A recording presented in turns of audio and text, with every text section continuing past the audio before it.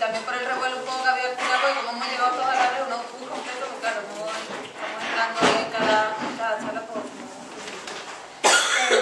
no me voy a meter mucho a explicar qué es una renta básica, porque yo creo que los compañeros ya lo han explicado perfectamente.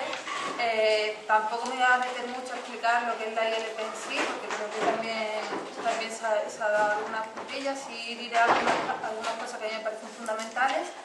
Pero sí me voy a meter más en un poco la implicación que tiene esta salida de la iniciativa legislativa popular a nivel estatal, ¿vale? También voy a intentar dar alguna pincelada sobre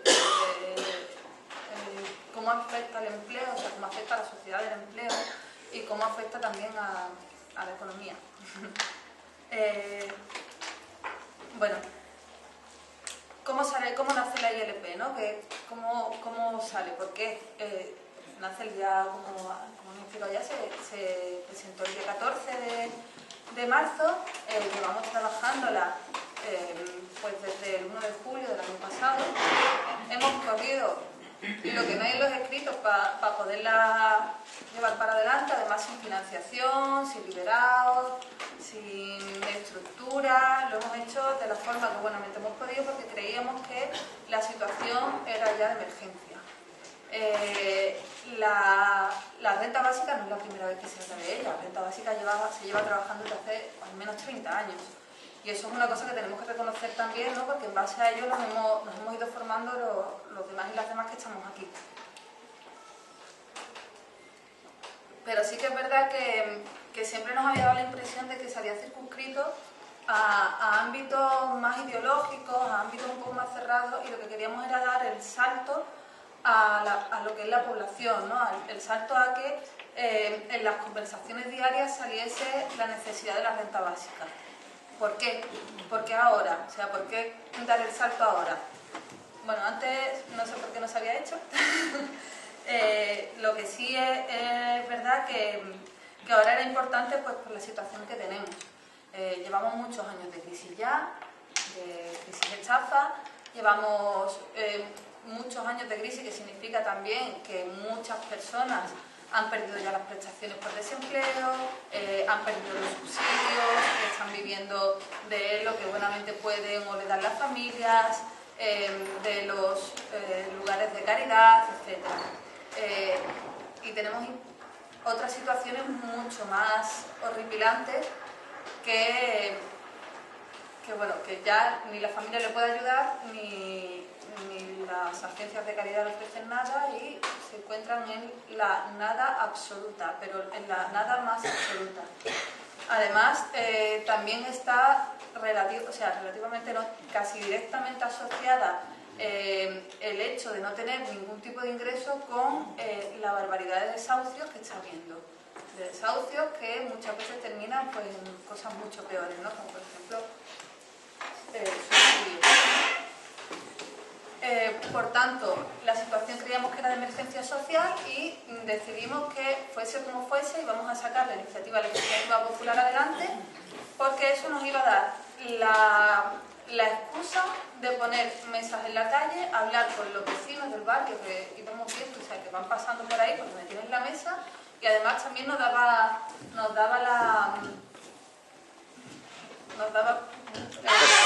poder hacer, por ejemplo, charlas como esta, el hecho de intentar hacer de la ILP, o sea, que la ILP terminase siendo un mecanismo de movilización social. Es decir, ahora mismo hay muchos movimientos sociales, muchas asociaciones, etcétera, que van trabajando normalmente cosas en contra de la precariedad. O sea, una de las cosas que tenemos todos los movimientos sociales en común es que estamos en contra de la precariedad de la salud, la precariedad de la educación, la precariedad de la vivienda, la precariedad, y todo ello conlleva la dignidad. Y hoy en día, en el estado en el que vivimos y en el tipo de economía en el que vivimos, la precariedad está directamente asociada a que tengas o no dinero. Simplemente. Entonces creíamos que también podía ser un instrumento que, pues, nos ayudase a hablar unos movimientos sociales con otros, que nos fuésemos dando cuenta de que tenemos muchas cosas en común y que tenemos que colaborar también. Y creo que mi punto de vista es que se está consiguiendo. ¿Cuántas firmas necesitamos? Necesitamos 500.000 de firmas a nivel estatal. ¿Y cuándo se termina el plazo? El plazo se termina el 14 de diciembre. Estamos en proceso de pedir una ampliación de plazo y hasta que no nos contesten no lo vamos a saber. Serían 3 meses más. ¿Vamos a conseguir las firmas? 3 o 6. 3. Son 3 más. Perdón, ha dicho 500.000, pero son 500.000. No, 3 meses. Ha dicho 500.000, pero La son prórroga son 3 500.000. meses. ¿Perdón? La prórroga que se está pidiendo son 3 o 6 meses. Son 3. A nivel estatal, la iniciativa legislativa popular es a nivel estatal, ¿vale? Entonces tiene plazos distintos y tiene también número de firmas distintos.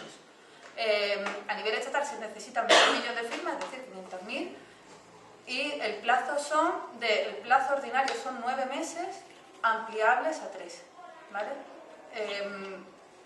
No sabemos si lo vamos a conseguir, las firmas, porque es verdad que la iniciativa legislativa popular no ha nacido o no ha salido con la idea de conseguir las firmas y llevarlas al Congreso de los Diputados, que también, ¿vale? Que también, pero nace sobre la necesidad de lo que hemos dicho al principio, que la gente en la calle, cuando hable de su situación, hable de la necesidad de una renta básica y empieza a saber lo que es y empieza a saber lo que ha dicho el compañero hace un momento, que una renta básica no es me dan 645,33 euros al mes y yo me tiro a lavar toda, no es eso.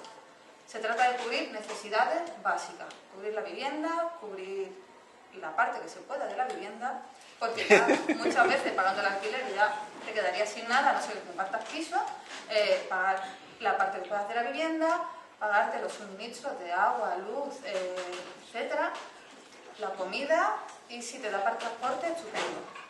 Pero poco más, no te da para nada más.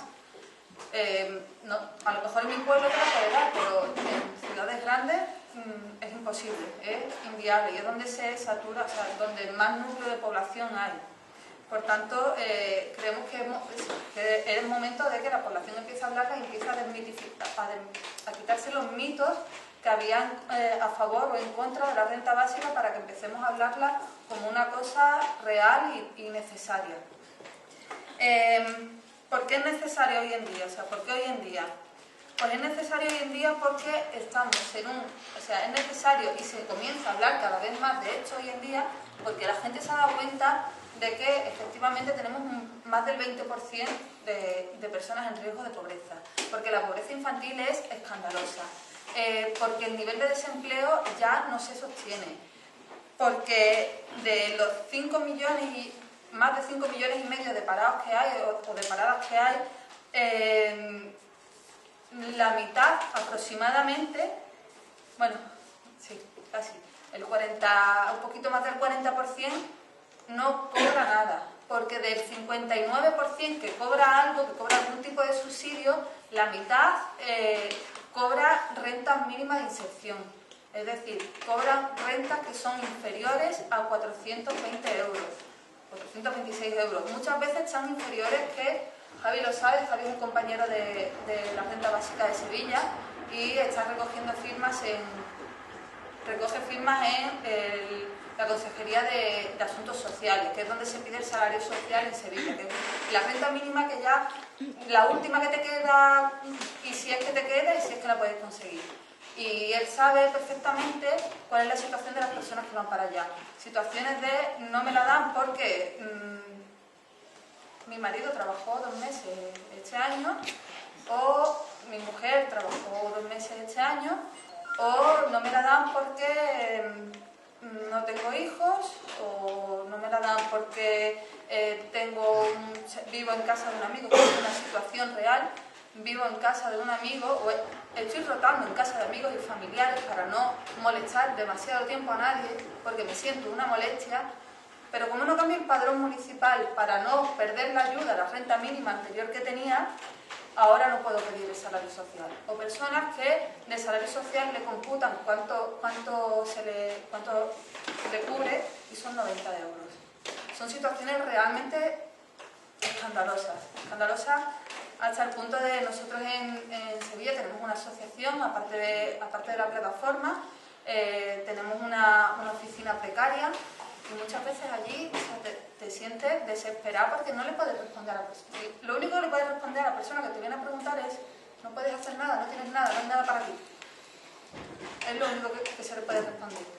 Son situaciones realmente horribles. Por tanto, estamos diciendo que habrá alrededor de 3,5 millones de personas contabilizadas según la encuesta de población activa, que esto no significa que sea la realidad más absoluta, que cobran o no cobran nada o cobran menos de 426 euros al mes.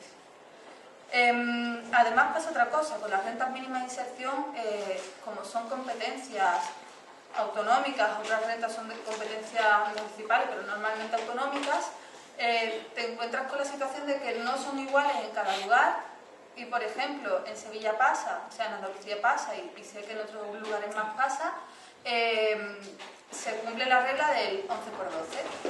¿Qué significa esa regla? Significa que las rentas mínimas de inserción, tú la cobras durante 11 meses, 12 meses no cobras, 11 meses cobras, 12 meses no cobras y así hasta 3 veces. Cuando te dan la última renta que hay, el último salario social, mal llamado salario social que hay, de hecho se llama ingreso mínimo de solidaridad, que de solidaridad no tiene absolutamente nada. Cuando llegas a esa situación ya no son 11-12. Ahora la regla es la que ya sí, que muchos no sonará, porque eso sí que se da en prácticamente todo el Estado, la de 6 meses, y luego después vuelvo a solicitarla, vuelvo a entregar todos los papeles y vuelvo a demostrar que soy realmente muy pobre, muy pobre, muy pobre, muy pobre, y que mis familiares ni siquiera me pueden, ni mis familiares, ni mis amigos me pueden ayudar. Porque además las rentas mínimas no solamente son el salario de los familiares el que computa, sino que además te computa también el salario de tus amigos. Si tú estás viviendo, como le pasaba a este señor, en casa si estás empadronado en casa de algún amigo, se cuenta como renta por niveles de amistad. Por afinidad se llama. O sea, son situaciones realmente graves y son situaciones además que te crean una vorágine en la que muchas veces no puedes salir, es imposible salir porque cumples una edad o no has cumplido una edad así muy alta pero no tienes una experiencia previa que signifique que hayas trabajado entre 5 y 8 años de forma precaria, muchas veces incluso gratuita, siendo un becario que nunca te dan beca, no tienes experiencia o directamente ese sector ha caído en quiebra, como está pasando en muchos lugares, no solamente la construcción, sino que aquí los mineros lo saben mejor que nadie, ¿no? Y por tanto ya nadie te quiere contratar porque no tienes una experiencia en otra cosa, o si te contratan será como voluntario, y por tanto te encuentras siempre en esa vorágine de la que no puedes salir. Es imposible salir. Una vez que te metes en ella, la persona que sale de ahí tiene realmente mucha suerte. Por tanto creemos que sí, que es el momento de hablar mucho de la renta básica en la calle y efectivamente está empezando a salir en la calle, está empezando a salir en los medios de comunicación, incluso algunos partidos están haciendo uso de la palabra renta básica, un mal uso de la palabra renta básica, pero se está poniendo de moda.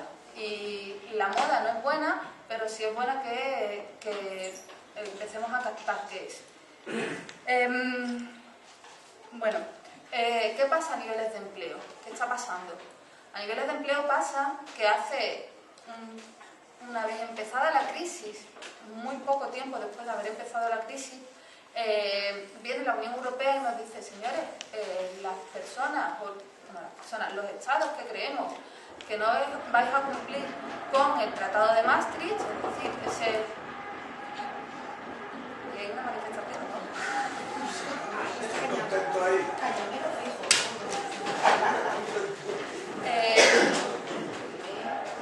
Llega la Unión Europea y le dice a las personas que...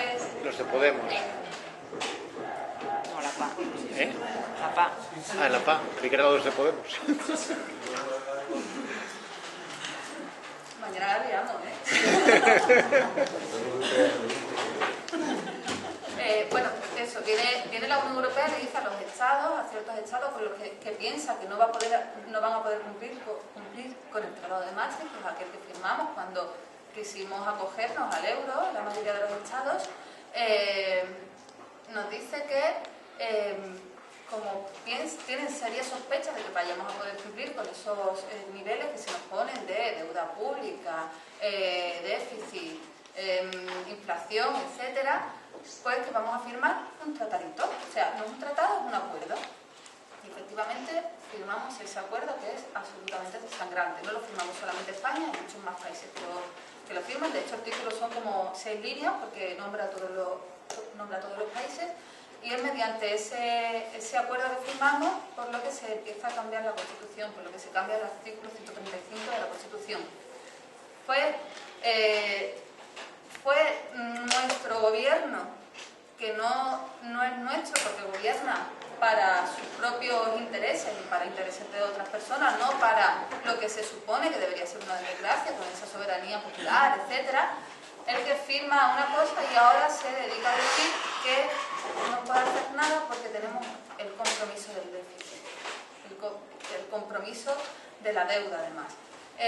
Mediante ese acuerdo que firmamos no solamente se modifica la Constitución, sino que además si un país, un Estado piensa que no vas a cumplir con una serie de mínimos que se te ponen anualmente, si piensa que no vas a poder cumplir sin ninguna prueba, o si realmente no lo cumples, hay dos formas de intervención en el Estado. Una forma es dar el toque de atención, es decir, te viene la Unión Europea, ¿no? Así por decirlo de una forma sencillita, viene la Unión Europea, coge la Unión Europea el teléfono, llama al señor Rajoy y le dice: señor Rajoy, que mire usted lo que está haciendo, tenga usted cuidado porque pueden venir cosas peores, ¿vale? Ese sería el primer brazo. El segundo brazo se llama brazo sancionador. El brazo sancionador lo que hace es que directamente te impone una sanción. ¿Qué sanción? Pues desde una multa hasta me tienes que devolver de aquí a unos meses todo lo que te hemos prestado para rescatar a tus bancos y los intereses, o ya no te damos más dinero, o cosas así. Normalmente, o sea, lo lógico no es que nos vayan a decir dentro de 3 meses me tienes que devolver el dinero si no cumples con esto, porque saben que si cae un país caen muchos más que van detrás, pero sí nos pueden imponer unas sanciones muy fuertes. Por tanto, estamos ahora mismo atados de pies y manos gracias a nuestro gobierno. Bueno, claro, ¿en qué incide esto? Incide, como sabemos, en la educación, incide en la sanidad, incide en todas esas reformas que están haciendo, ¿no? para que podamos cumplir con los pagos, ¿no? Para ahorrar. Influye también mucho en las personas en su vida diaria, no solamente cuando vas al médico, no solamente cuando tienes que ir a la educación, que también es vida diaria, pero ya el hecho de levantarte por la mañana, ir al trabajo o no poder hacerlo, y la forma en la que lo haces te influye directamente, porque se obliga también a modificar el Estatuto de los Trabajadores. Y se empiezan a imponer cosas como el despido mucho más barato, ahora cuando te contratan ya en tu contrato de trabajo no te afilias a un... O sea, no, estás metido dentro de un grupo profesional, no de una categoría profesional. La diferencia entre una y otra es que la categoría profesional tiene muchas menos tareas a poder realizar por el trabajador o la trabajadora que está contratado para un puesto concreto, y el grupo profesional es bastante más amplio, incluye varias categorías profesionales, ¿vale? Entonces tú en tu puesto de trabajo vas a poder realizar muchas más funciones que las que hacía antes, pero esto no es positivo para el trabajador o la trabajadora, porque normalmente esas funciones no se hacen en iniciativa propia, sino que te las demanda, te las exige el empleador o la empleadora para beneficiarse económicamente de tu trabajo. Como he hecho, muchísimas cosas más que salen de esa modificación del Estatuto de los Trabajadores. Para mí una de las más sangrantes es la fuerza que se le quita a la negociación colectiva. No solamente porque el empleo es más precario, en el sentido de que cada vez la causa por la que te pueden contratar de forma temporal es mucho más amplia, sino porque además es tan amplia, es mucho más amplia, sino que además se le empieza a dar más poder a la negociación empresarial.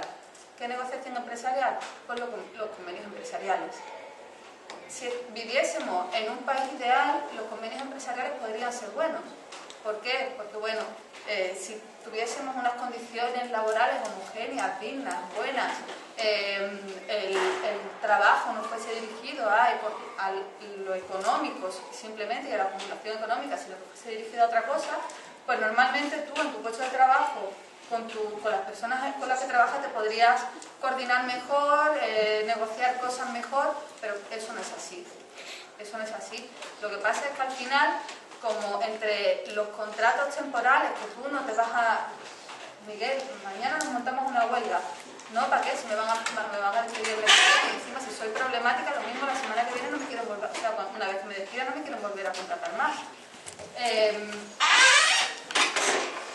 Bueno, además de esa precarización que hace que los trabajadores ya y las trabajadoras no se unan tanto entre sí, encima se le da más poder al empresario para poder negociar con los trabajadores de forma mucho más individualizada que anteriormente las condiciones. Esa pérdida de fuerza colectiva de los trabajadores y las trabajadoras es brutal para al final poder hacer poder llevar a cabo nuestra vida de forma digna. Aquello que hacemos después del trabajo, además de lo que nos afecta dentro del trabajo, aquello que hacemos después del trabajo, ¿qué condiciones mentales vamos a tener después? Físicas. ¿Qué salario vamos a tener después? ¿Vamos a poder llevar a cabo nuestra vida de forma digna? ¿Vamos a poder tener un ocio lógico? ¿Tener una familia si es lo que queremos tener? ¿Vamos a tener alguna tranquilidad en la vida de... bueno, esta es la forma de vida, o sea, esta es la forma de vida que quiero y voy a por ella? ¿Eso lo vamos a poder tener? Pues vamos un poco más allá. Ahora se impone el emprendimiento, ¿no? Como nos dijeron una vez en una charla también, el empringamiento. ¿Qué es el emprendimiento? El emprendimiento es como el sueño americano, pero a la europea y en este caso a la española. Es como ya no te vamos a poder contratar, porque cada vez es más productiva lo que se produce mediante los capitales financieros, la maquinaria, etcétera, que es lo que se produce con la fuerza de trabajo. Como no te vamos a poder contratar y cada vez podemos contratar menos, autoempléate, contrátate tú a ti mismo, a ti misma. ¿Qué significa esto? Lo que significa, y lo grave de aquí, es que no se está ayudando al autoempleo en cooperativas, en empresas de economía social. Se está fomentando el autoempleo en ser autónomo y búscatelas. Pero es que a la persona autónoma a la persona autónoma no se le están dando apenas facilidades. La facilidad más grande que se le está dando es, si eres menor de 30 años, te damos un bono, que es el bono de los 50 euros, y después de cierto tiempo te lo quitamos. Eso no son ayudas. No es ayuda que tú puedas hacer un trabajo, o sea, a que tú te puedas autoemplear. ¿Qué podría hacer la renta básica aquí, en esta situación de empleo?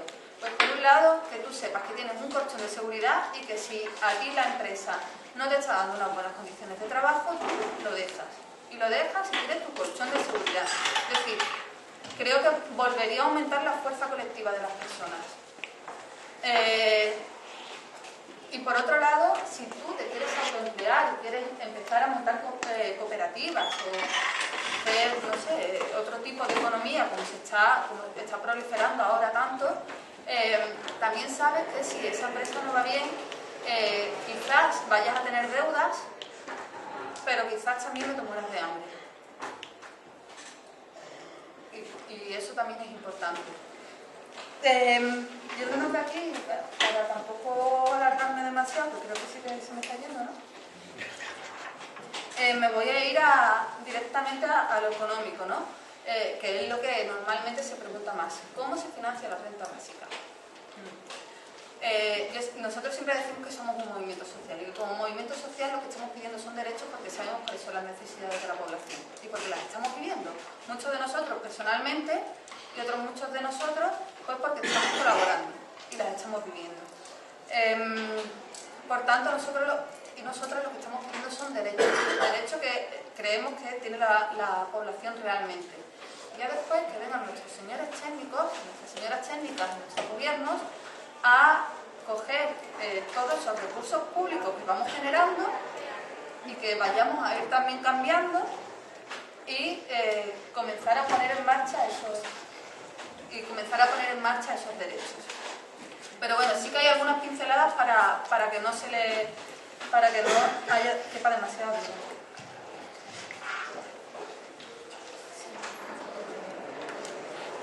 Por ejemplo, el fraude fiscal. Tenemos de fiscal, el 70%, como sabemos, ¿no? Porque esto ha salido mucho en las noticias, o salió en su momento, ya de eso no se habla mucho más. De fraude fiscal tenemos que el 70% de que hay control, o sea, el que se sabe que hay en España, lo realizan las grandes empresas y las familias más adineradas. ¿Cuál es ese 70% del fraude fiscal durante el año pasado? Pues fueron 36.500 millones de euros. Esto, si lo traducimos en rentas básicas, como os habrán explicado también los compañeros, nosotros también estamos apoyando la renta básica universal, la individual y la incondicional. Así que sabemos que lo hacemos en dos fases. Esto es importante antes de seguir hablando. La proponemos en dos fases porque sabemos que la universal es imposible ahora mismo. Primero porque no somos lo suficientemente conscientes de que es una renta básica, todavía hay muchas dudas. Y segundo porque con la poca voluntad o nula voluntad política que hay, va a ser prácticamente imposible. Además, como nos vamos peleando también muchas veces entre los sectores de la izquierda, pues claro, todo se hace un poco más complicado. Lo que sí hemos conseguido es que la primera fase sea algo que aglutine a todo el mundo. La primera fase es personas que no tienen ingresos o que teniendo algún tipo de ingreso no llegan al umbral de la pobreza que establece Eurostat, que en fecha de presentación de la ILP era 645,33. Bien, dicho esto, con el fraude fiscal se podrían financiar alrededor de 4,5 millones de rentas básicas, un poquito menos de 4,5 millones. Si además miramos los intereses de deuda, yo creo que una de las cosas importantes que tenemos que hacer y que tenemos que empezar a plantear y también concienciar a las personas es que quizás la deuda no es del todo legítima, que quizás hay que hacer una auditoría de la deuda. Pues bien, sin pensar en qué no tenemos que pagar de la deuda la población y qué si nos corresponde, sino simplemente mirando los intereses que pagamos anualmente por esa deuda, tenemos que son alrededor de 35.000 millones de euros. Es que con eso se podría pagar otros 4,5 millones de rentas básicas. Y estamos hablando de que, si nos volvemos un poco para atrás, de que las personas, según la EPA, que no cobran nada, cobran menos cobran menos de lo que establecemos como umbral de la pobreza, son como 3,5 millones de personas. ¿Tendríamos dinero suficiente solamente con esas dos cosas para hacer que mucha gente que lo está pasando realmente mal lo dejase de pasar tan realmente mal y ir avanzando hacia la universalidad? Si no miramos estos dos datos y nos vamos directamente al Producto Interior Bruto, como tanto están diciendo la prensa, la prensa dice que para tener, que locura la renta básica porque se llevaría entre un 40 y un 60% del Producto Interior Bruto. Pero es que la primera fase solamente se llevaría un 2,7% del Producto Interior Bruto. Es decir, en el caso en que no quisiésemos cambiar el sistema impositivo, no quisiésemos hacer una auditoría de la deuda, no quisiésemos controlar el fraude fiscal, aún así, solamente un 2,7% del PIB. Y con eso acabaríamos con un montón de gente que lo está pasando realmente muy mal. Por no hablar de las tarjetas de Caja Madrid. Las tarjetas de Caja Madrid, Javi y yo veníamos en el autobús mirando de cuántas rentas básicas eran eso. Son casi 2.000 rentas básicas anuales. Yo siempre estoy hablando de rentas básicas anuales. 2.000 personas podrían estar, con eso que se han gastado las grandes élites de Caja Madrid, los consejeros de Caja Madrid, 2.000 personas podrían haber vivido un poquito mejor durante este año. Y para terminar, nosotros nos llamaron del Parlamento de Andalucía, están estudiando la renta básica, de la forma de implantación allí. No es una renta básica lo que están estudiando, pero porque de alguien nos llamaron. Y tenemos una compañera que trabaja en asuntos sociales, entonces esta compañera nos pasó una serie de datos sobre rentas mínimas. Si solamente cogemos, voy a hablar de rentas mínimas de competencia andaluza, solo andaluza, ¿vale? Tenemos que pensar que el resto de las comunidades autónomas, por ahí, ¿vale? Solamente con el salario social, ¿vale? El salario social es ese que he dicho que es ya el último que tienes en Andalucía y si es que llegas. Solamente con el presupuesto del salario social, con un decreto que no me ha puesto aquí cuál es, y con el dinero de la Diputación para ciertas ayudas sociales, podríamos estar financiando 1.495.873 rentas básicas. La población en Andalucía que no cobra absolutamente nada ronda el medio millón de personas. Si contamos además las transferencias del Estado a las comunidades autónomas, en Andalucía las transferencias del Estado son para rentas mínimas de 13.413 millones de euros. O sea, con eso casi se duplicaría esas personas que podrían estar cobrando la renta básica. Y solo con parte del presupuesto andaluz. Igualmente, sin cambiar absolutamente nada, sin cambiar el sistema impositivo, sin cambiar, por ejemplo, ciertas nacionalizaciones de ciertos sectores estratégicos que nos han quitado a la población, que antes eran nacionales, pues con todo eso se podría financiar la renta básica. Yo siempre termino las charlas diciendo que la renta básica no es la panacea, que esto no acaba con los problemas del mundo. Que aunque todo el mundo cobrásemos una renta básica, aunque fuese universal, esto no acabaría con los problemas del mundo, porque con los problemas en este caso del Estado. ¿Por qué? Pues porque existen problemas de educación, existen problemas de otro mucho tipo que el dinero no puede acabar con ellos, pero sí quitaría muchos problemas.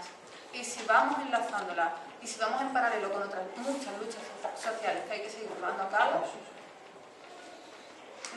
quizás podríamos empezar a vivir un poquito mejor.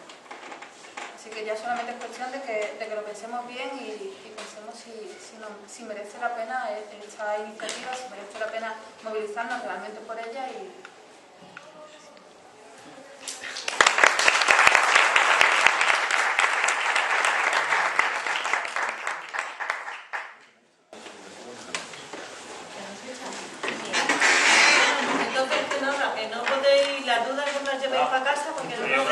Dejar el tiempo hasta, bueno, yo creo que si alguien quiere preguntar, El problema está muy pillada. El problema mayor y el de la avaricia, que si no se va a poder, porque el de la avaricia, porque como me comentaba antes tu compañero, que hasta la infanta tuvo que robar por avaricia, y eso es el único problema que no va a estar solucionado con la renta básica, que la avaricia, que seguirá habiendo mucha gente muy avara, como ya se está demostrando que lo hay, ese es el único problema que no va a quedar, pero todos los demás van a estar resueltos.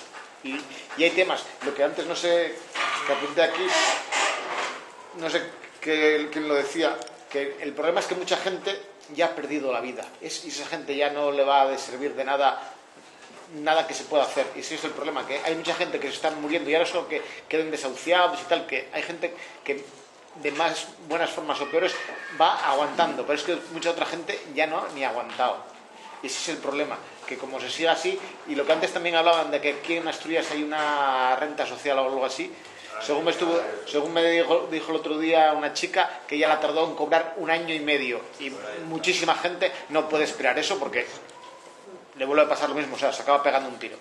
Y eso, o sea, tiene que ser algo que tiene que ser ya, que lo que también decíais, que no puede ser una cosa que vaya a salir ya, sí, está claro que no puede ser, pero como mínimo tiene que ser ya para todos, para toda la gente que no tiene que llevarse a la boca. Eso tiene que ser ya, porque si no va a ser tarde, y es fundamental. ¿En dónde puedo conseguir el documento por el que habéis presentado, vais a presentar la iniciativa legislativa popular? ¿Alguna página web o alguno? ilprrentabásica.org. Esa es la página web y pueden encontrar el documento. Perdona. Igual si tenéis un certificado digital se puede firmar por internet, vais a encontrar en la página web el enlace, pero solamente se puede si tenéis certificado digital, y supongo que las compañeras de Asturias tienen pliegos de firmas y... Algo muy sencillo, no hay tiempo, están echándolo, ya lo estoy viendo, pero para intentar una pequeña comprensión, para que la gente entienda lo que es la renta básica, porque la renta básica, la mayoría de los detractores dicen que tiene todos los maleantes, ¿no? Entonces, Vamos a seguir habiendo hay los una problemas. cuestión de estadística que sí me gustaría que se pudiera ponernos a valorar. Es decir, ellos, los detractores, van a decir 500 rentas básicas por 1.500.000, ¿no? Es decir, el 90% de esas rentas básicas van por consumo, con lo cual ya devolvemos el 20% del IVA. Por poner un ejemplo, quiero decir que si tenéis esas estadísticas hechas, ¿no? Sabemos, por otro lado, y por ejemplo, dando un paseo donde Luis Miguel, lo que está pasando aquí en Asturias, la despoblación. Sabemos qué implicación tendría la renta básica entre población y puestos de trabajo nuevos. Es decir, sé que objetivamente no se puede hacer, pero habrá que hacer una serie de valoraciones, sobre todo a la hora de atacar a nuestros detractores, tener unas valoraciones contables de posibilidades de aumento máximo. Sabemos que si el dinero se mueve, produce riqueza. Si produce riqueza, produce trabajo. Y eso puede ser una forma de que la renta básica sea creativa. Y una pregunta más, si hay algún documento donde los que apoyamos la renta básica universal, que la cobre botica y que lo guarde en el fondo, pero bueno, me ayuda. Si tenemos una estadística, un baremo a la hora de defender, sobre todo los detractores, que solo van a haber 500 o 1.000, ¿no? Cuando sabemos que no es así. Si el dinero se mueve, reproduce en el Estado, que hay una parte que sale no de los fondos, sino del movimiento del dinero. Hay estudios a nivel de comunidad autónoma o de territorio. De hecho, en Baleares la coordinadora de Baleares tiene estudios, y la red renta básica en Cataluña también tiene estudios. Yo no estoy del todo de acuerdo de cómo piensa la red renta básica y el financiero, pues solamente se fija en el IRPF, pero existen los estudios y te justifican efectivamente eso. Hay varios estudios. Uno es de la red renta básica en Cataluña, que mueve el Reventor y compañía.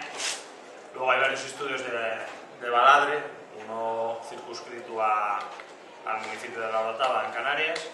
Hay otro circunscrito a Galicia, en Galicia hay otro. Y luego hay uno que supondría la conversión del PER en la traslación de los gastos e ingresos que supondría trasladar esos mecanismos de desarrollo rural a una renta básica. Básicamente, así a nivel estatal, fundamentalmente son los que hay en este momento, ¿no? Y hay alguna estimación general. En el primer libro que había sacado José Luis Iglesias, El derecho ciudadano a la renta básica, también había una serie de estudios con los presupuestos y con los datos del año 98, 99, puede ser, ahora mismo no te sé decir exactamente el año, donde utilizando los presupuestos del Estado, asignación presupuestaria y tal, cosa que, bueno, dije en la primera intervención que se podía comentar, pero claro, no, las estrellas del rock and roll demandan a su público. Vamos a ver, en el supuesto de que se llegara a reunir esas 500.000 firmas, tendremos un problema. Y el problema es un sistema político, una trama político-empresarial corrupta que efectivamente está insertada, está transversando, o sea, está actuando de una forma transversal en todos los partidos, en todas las instituciones, en todos los sindicatos. Entonces, no va a haber voluntad política por parte de esa trama político-empresarial para llevar a cabo esa renta básica. El problema lo tenemos en ese sentido. Mientras estas tramas políticos empresariales estén haciendo ese tipo de políticas, como están haciendo las políticas especulativas financieras, como han hecho la política del ladrillo, y como están haciendo ahora privatizando los servicios públicos, evidentemente el problema que tenemos prioritario para intentar conseguir el reparto de la riqueza, porque de eso se trata, es cargarnos este sistema corrupto, el sistema de estas tramas, porque estamos ya hasta las narices de ver efectivamente, como tú has dicho, una sociedad destrozada, lo han dicho muy bien, rota, fracturada, y yo no sé hasta qué punto podríamos decir derrotada. Estas tramas son fundamentalmente del bipartidismo, y ahora vemos también que ciertos sindicatos han estado inmersos en la corrupción absoluta, ciertos personajes de aquí de Asturias que todos sabemos quiénes son. Entonces, la clave es esa. Se han hecho muchas ILS, se han llegado a las 500.000 firmas. Yo no quiero ser derrotista porque es el último eslabón que nos queda. Pero evidentemente tenemos que intentar saber que después de eso tenemos que llegar a un parlamento que hasta cierto punto representan instituciones corruptas, un bipartidismo corrupto, que no va a tener ninguna voluntad política de cambiar. Entonces, nos quedan los recursos que nos quedan, de la movilización. Y desgraciadamente ahora hay muchas personas que están esperando las salidas, vías institucionales de posibles cambios políticos. Pero si no hay una movilización social en la calle, no va a haber ese cambio político real. Por muchos cambios que tengamos de ganemos, perdamos, podamos, etc. No vamos a hacer cambios reales políticos. Entonces, claro, la batalla hay que darla desde el punto de vista en la calle, porque las batallas institucionales estamos viendo a dónde nos llevan. Y ahora nos llevan a esa burbuja de tratar, efectivamente, están intentando privatizarlo todo para hacer los negocios de sus amiguetes. Y cito un ejemplo simplemente que el otro día se comentó en Collado Villalba. Van a inaugurar ahora un hospital comarcal, cuando resulta que han estado pagando 900.000 euros de mantenimiento a empresas privadas de los amigos, sencillamente para mantener un hospital cerrado durante muchos años. Ese es el ejemplo, como ha citado la compañera de la deuda ilegítima, que estamos pagando todos. 20 y tantos millones en 2 años. Eso no se debería de pagar, pero sí lo estamos pagando y estamos aceptando eso también. Entonces, la batalla hay que darla en el sentido de movilización en la calle y no institucional, dejar de mirarnos tanto el ombligo en el tema de las elecciones, porque por ahí no van a estar muy claros. Yo fundamentalmente, voy a intentar ser muy breve, yo estoy de acuerdo con buena parte de lo que estás planteando. De hecho, yo soy de los que creo que la única virtualidad de una ILP en torno a la renta básica puede ser que sirva como herramienta de movilización y de difusión de lo que es la idea. No tanto de lo que aporte la ILP en sí, que yo creo que no va a dar ningún recorrido legislativo, ni tal, igual que tampoco la de los desahucios y demás. Sí puede servir en cuestión de que difunda información y tal. Solo por la movilización se conquisten derechos sociales o se pierden derechos sociales. Yo eso lo tengo muy claro. Tampoco considero que la vía electoral sea intrínsecamente mala, pero desde luego sin presión social, presión de los movimientos sociales, no va a haber ningún tipo de cambio social. Y eso está muy claro. Es decir, igual que la financiación puede venir de muchas maneras, igual que la deuda puede venir de muchos sitios. Una de las cosas que no planteé en la intervención inicial, porque no quería darle el chapón, es decir, hay muchas maneras de financiarlo. Es decir, se puede financiar, como se financió en Asturias, el Hospital Central, el Metrotren, una ampliación del museo que no sirve absolutamente para nada, una zona de actividades logísticas, es decir, la autovía de Pajares, etcétera, etcétera, etcétera. Buena parte de esos sobres sirvieron para financiar a los Castro Masabeu y a las grandes familias de los cementeres y las diferentes empresas e industrias de Asturias. O se puede utilizar buena parte de esos recursos al servicio de la gente. La lógica, la correlación de fuerzas hasta ahora fue que buena parte de ese dinero sirvió para financiar los grandes obras de los constructores de este país, que además son buena parte de los dueños de las eléctricas, etcétera, etcétera y demás, y que sirvió para financiar la ampliación en América Latina de bancos y demás. Eso o lo otro, es decir, que la gente ponga su cuerpo, salga a la calle y reclame y reivindique sus derechos, igual que lo hicieron sus abuelos, sus bisabuelos, sus bisabuelos y sus bisabuelos. Es decir, o somos capaces de ser sujetos protagonistas de nuestra vida, y eso y algo que buena parte del sistema, de las organizaciones sindicales y de la izquierda política y sindical, nos convertimos en protagonistas, no en sujetos pasivos, que muchas veces es lo que hacen los sindicatos y la izquierda con los parados y les paraes y la gente sin recursos, o otros ocuparán el papel protagonista en esa película y tú solo harás de extra. Por lo tanto, mi vida, mis derechos, mis reivindicaciones, las gestiono yo con otros y con otros. Y mis derechos solo los puedo conquistar yo, con otros y con otros. Es decir, no hay otra. Evidentemente no me quiero meter con los de Podemos, ni Pablo, ni Felipe, ni Aznar, ni el otro, ni el de la moto. Es decir, se puede, y puede estar bien que haya opciones políticas, hay unos bastante más legítimas unos que otros, pero de la movilización social, y sería un error que todos los huevos de la cesta los pusiésemos en esa cesta. Pero es muy legítima y puede ser complementaria, no tiene por qué ser contradictorias, evidentemente, pero tiene que haber una exigencia clara, ciudadana, crítica a cualquier organización política, sindical, colectivo social. Hay que reclamar derechos y hay que ser exigente y crítico siempre y poner en cuestión cualquier planteamiento que nos pongan encima de la mesa. Revolución.